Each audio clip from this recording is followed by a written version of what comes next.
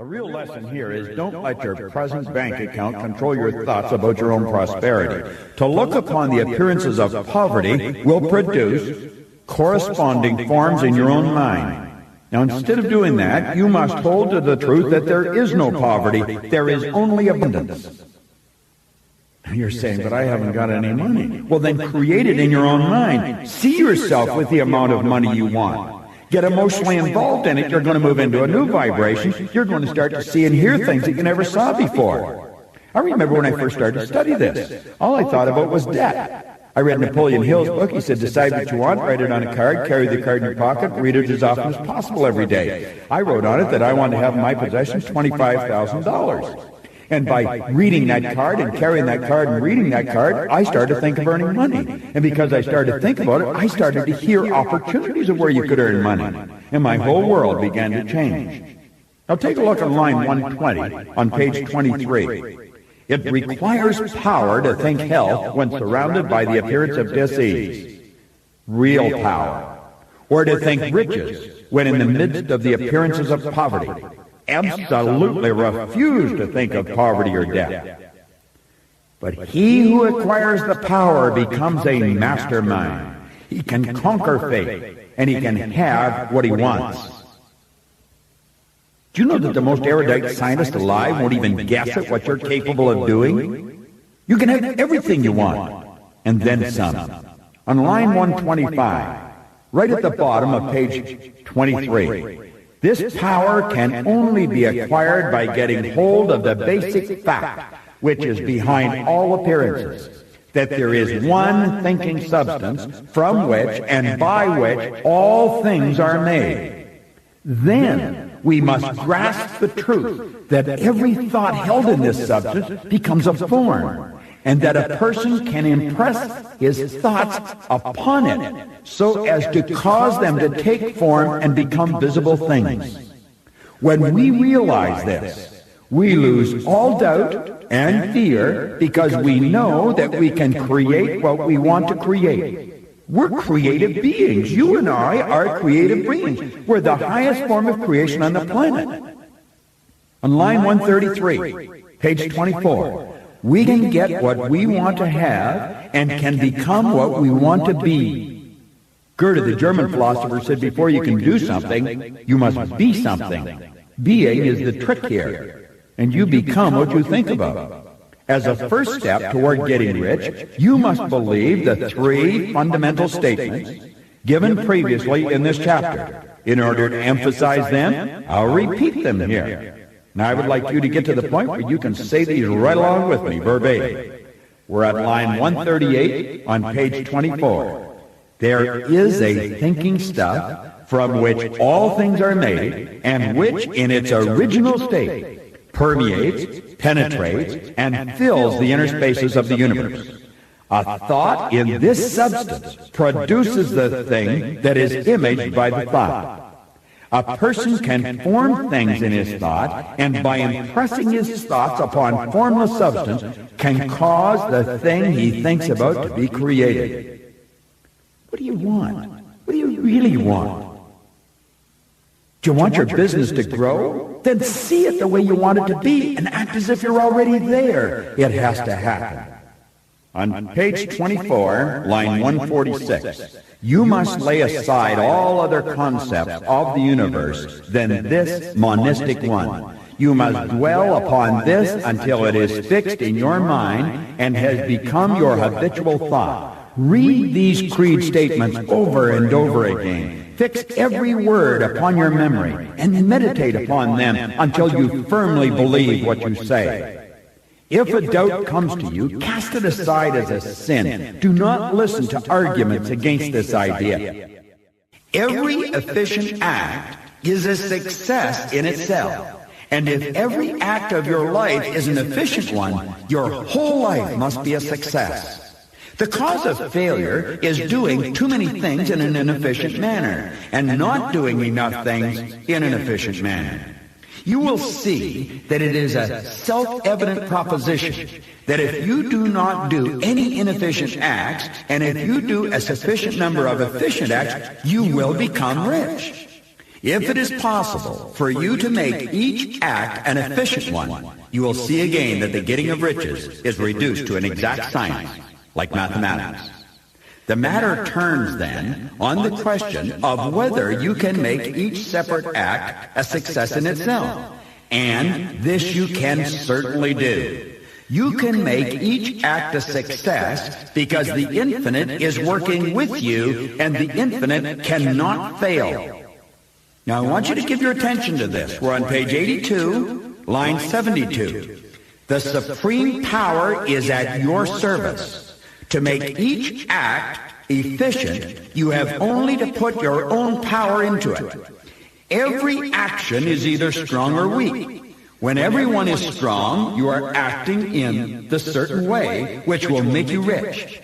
Every act can be made strong and efficient by holding your vision while you are doing it, and by putting the whole power of your faith and purpose into it.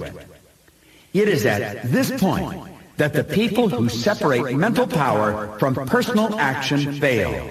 They use the power of mind in one place and at one time, and they act in another place and at another time. Thus, their acts are not successful in themselves. Too many of them are inefficient. But if you put the supreme power in every act, no matter how commonplace, every act will be a success in itself. Every success opens the way to other successes.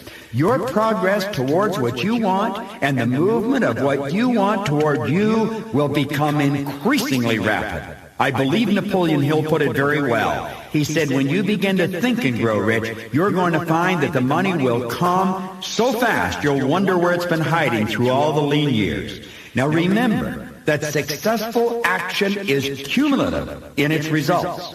We're on page 83, line 90.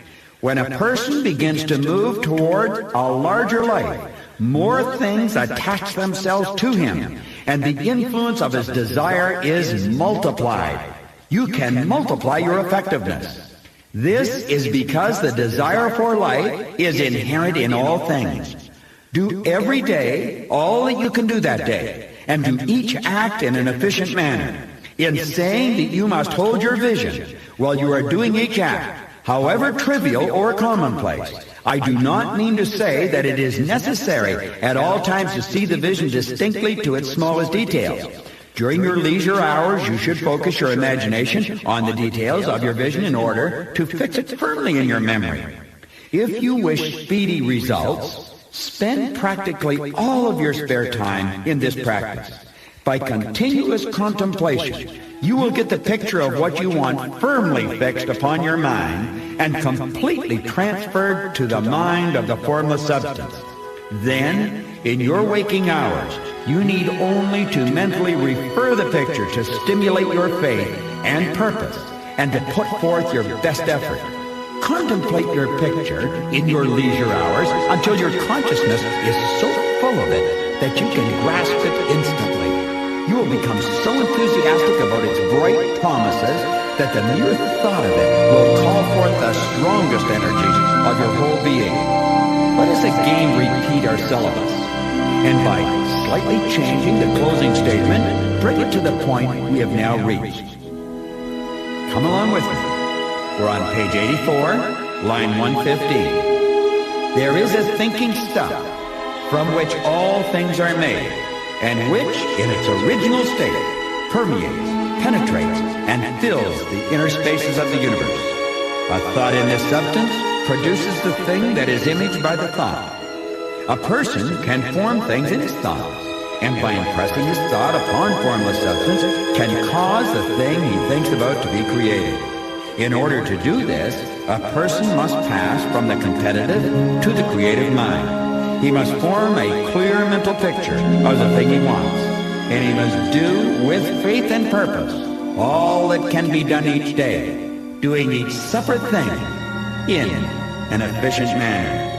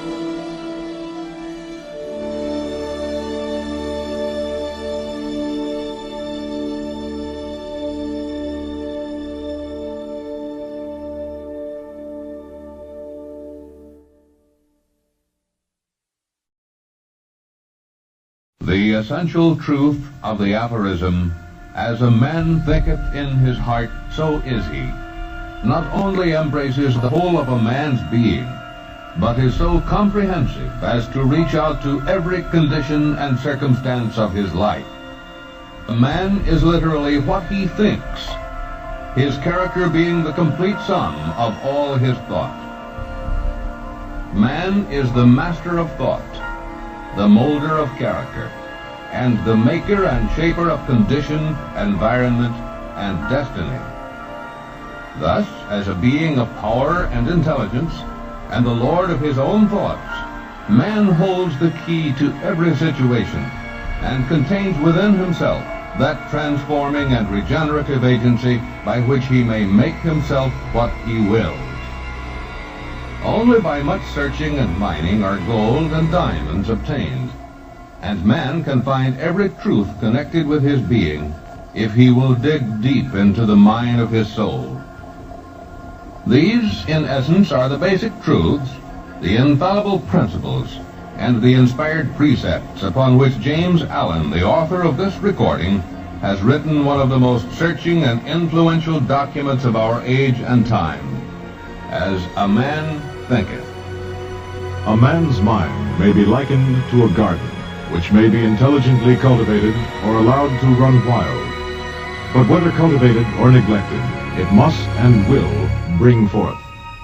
If no useful seeds are put into it, then an abundance of useless weed seeds will fall therein, and will continue to produce their kind. Just as a gardener cultivates his plot, keeping it free from weeds, and growing the flowers and fruits which he requires, so may a man tend the garden of his mind, weeding out all the wrong, useless, and impure thoughts, and cultivating toward perfection the flowers and fruits of right and useful thoughts. Every man is where he is by the law of his being.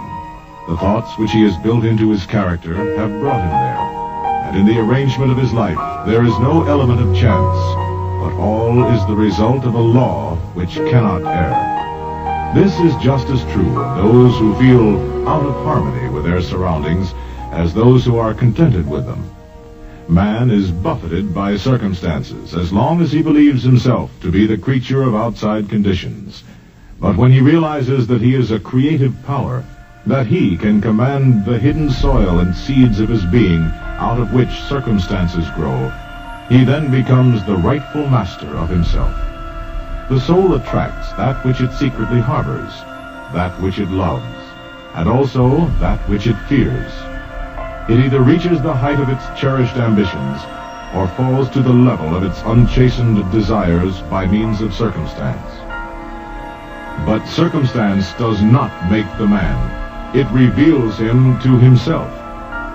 Men do not attract that which they want, but that which they are.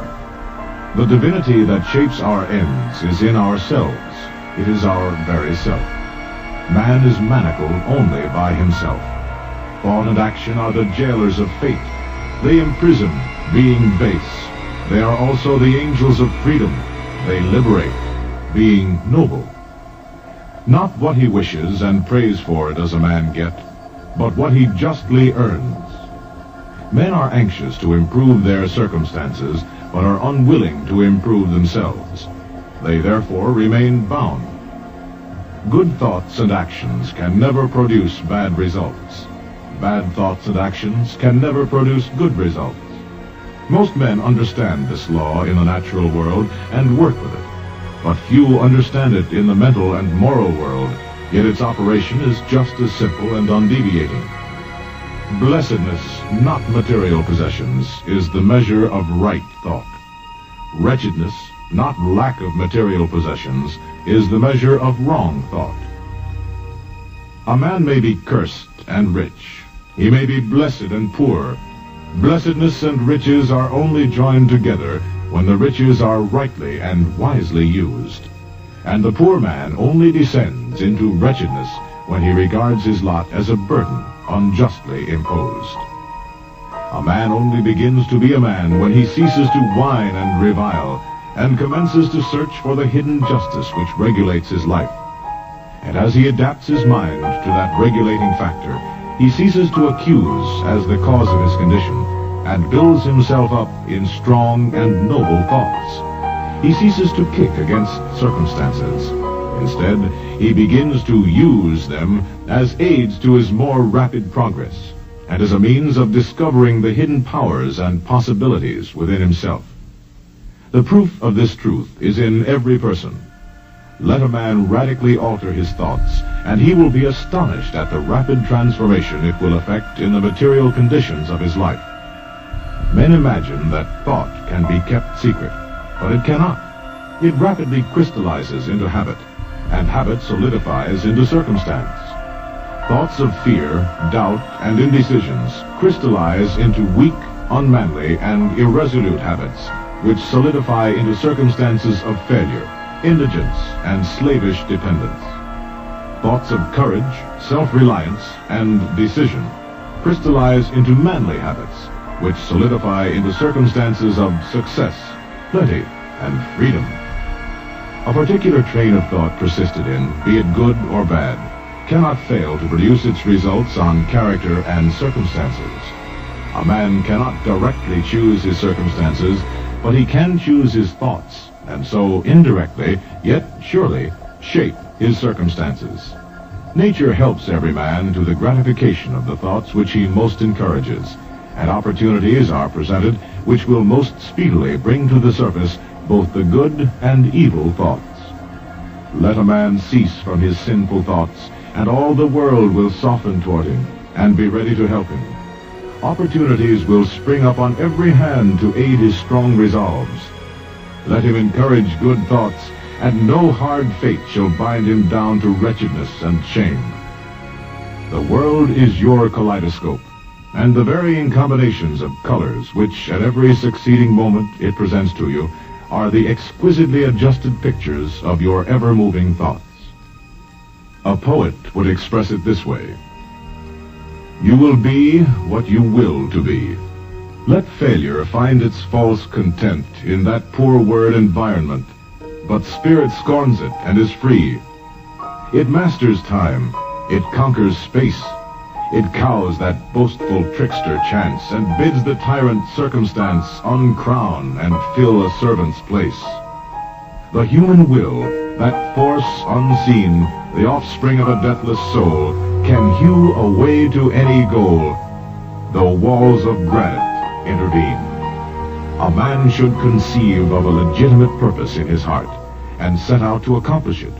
He should make this purpose the centralizing point of his thoughts. He should make this purpose his supreme duty, and should devote himself to its attainment, not allowing his thoughts to wander away into ephemeral fancies, longings, and imaginings. Even if he fails again and again to accomplish his purpose, as he necessarily must until weakness is overcome, the strength of character gained will be the measure of his true success, and this will form a new starting point for future power and triumph. Those who are not prepared for the apprehension of a great purpose should fix their thoughts upon the faultless performance of their duty, no matter how insignificant the task may appear. Only in this way can thoughts be gathered and focused, and resolution and energy be developed. Strength can only be developed by effort and practice. And only in this way can you enter the ranks of those strong ones who recognize failure as just one of the pathways to attainment, and who make all conditions serve them. Having conceived of his purpose, a man should mentally mark out a straight pathway to its achievement, looking neither to right nor to left. Doubts and fears should be rigorously excluded. They have never accomplished anything, and they never can. They always lead to failure. Purpose, energy, power to do, and all strong thoughts cease when doubt and fear creep in. The will to do springs from the knowledge that we can do. He who has conquered doubt and fear has conquered failure. All that a man achieves, and all that he fails to achieve, is the direct result of his own thoughts. In a justly ordered universe, where loss of equipoise would mean total destruction, individual responsibility must be absolute. A strong man cannot help a weaker unless the weaker is willing to be helped. And even then, the weak man must become strong of himself, and by his own efforts develop the strength which he admires in another. None but himself can alter his condition. All achievements, whether in the business, intellectual, or spiritual world, are the result of definitely directed thought. They are governed by the same law and the same method. The only difference lies in the object of attainment. He who would accomplish little must sacrifice little. He who would achieve much must sacrifice much. He who would attain highly must sacrifice greatly. The dreamers are the saviors of the world. He who cherishes a beautiful vision, a lofty ideal in his heart, will one day realize it. Columbus cherished a vision of another world, and he discovered it. Copernicus fostered the vision of a multiplicity of worlds, a wider universe, and he revealed it. To desire is to obtain. To aspire is to achieve. Dream lofty dreams, and as you dream, so shall you become. Your vision is the promise of what you shall one day be. Your ideal is the prophecy of what you shall at last unveil. For example, a young man may be hard-pressed by poverty and labor, confined long hours in an unhealthy workshop, unschooled and lacking all the arts of refinement. But he dreams of better things. He thinks of intelligence, of grace, and of beauty. Unrest urges him to action. He utilizes all of his spare time and means, small though they are, to the development of his latent powers and resources. Very soon, so altered has his mind become that the workshop can no longer hold him. It has become so out of harmony with his mentality that it falls out of his life as a garment is cast aside. And with the growth of opportunities which fit the scope of his expanding powers, he passes out of it forever. Years later, we see this same youth as a full-grown man. We find him a master of certain forces of the mind, which he wields with worldwide influence and almost unequaled power. In his hands he holds the cords of gigantic responsibilities. He speaks, and lo, lives are changed. Men and women hang upon his words and remold their characters, and sun-like destinies revolve. He has realized the vision of his youth. He has become one with his ideal.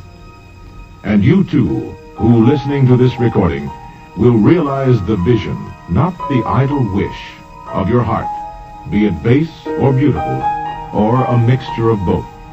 For you will always gravitate toward that which you secretly most love. Into your hands will be placed the exact results of your own thoughts. You will receive that which you earn, no more, no less. Whatever your present environment may be, you will fall, remain, or rise with your thoughts, your vision, and your ideal. You will become as small as your controlling desire, as great as your dominant aspiration. In the beautiful words of Stanton Kirkham Davis, you may be keeping accounts, and presently you shall walk out of the door that for so long has seemed to you the barrier of your ideals, and shall find yourself before an audience, the pen behind your ear, the ink stains on your fingers, and then and there shall pour out the torrent of your inspiration. You may be driving sheep, and you shall wander to the city, bucolic and open-mouthed, shall wander under the intrepid guidance of the Spirit into the studio of the Master, and after a time he shall say, I have nothing more to teach you.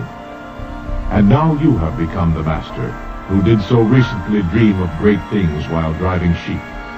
You shall lay down the saw and the plane to take upon yourself the regeneration of the world, the thoughtless, the ignorant, and the indolent, seeking only the apparent effect of things and not the things themselves. Talk of luck, of fortune, and of chance. Seeing a man grow rich, they say, how lucky he is. Observing another become intellectual, they exclaim, how highly favored he is. They do not see the trials and failures and struggles which these men have voluntarily encountered in order to gain their experience, have no knowledge of the sacrifices they have made that they might overcome the apparently insurmountable and realize the vision of their heart. In all human affairs there are efforts and there are results, and the strength of the effort is the measure of the result. Chance is not. Gifts, powers, materials, intellectual and spiritual possessions are the fruits of effort. They are thoughts completed, objects accomplished, visions realized.